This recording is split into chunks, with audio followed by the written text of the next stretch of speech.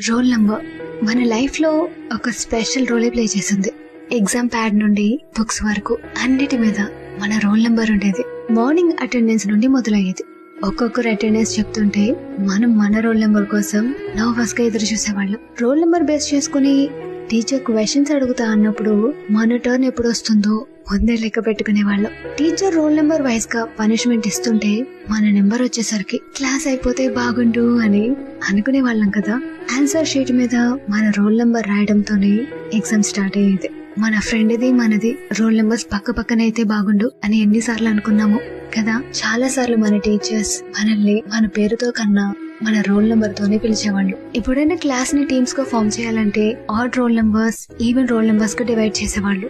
Homework లాంటివి check చేసినప్పుడు ఎప్పుడు ఫస్ట్ నుండేనా అని రోల్ నెంబర్ 1 ఫీల్ అయితే అన్నిటికీ లాస్ట్ వరకు వెయిట్ చేయాలి అని లాస్ట్ రోల్ నెంబర్ వాళ్ళు ఫీల్ అయ్యేవాళ్ళు. పిలవగానే అటెండెన్స్ చెప్పకపోతే ఆ రోల్ నెంబర్ గట్టిగా వినిపించేది టీచర్ నోటి నుండి. ఇలా చెప్పుకోవడానికి మన రోల్ నెంబర్ తో ఇన్ని జ్ఞాపకాలు ఉన్నప్పుడు అంత ఈజీగా ఆ రోల్ నెంబర్ ని ఎలా మర్చిపోతాం.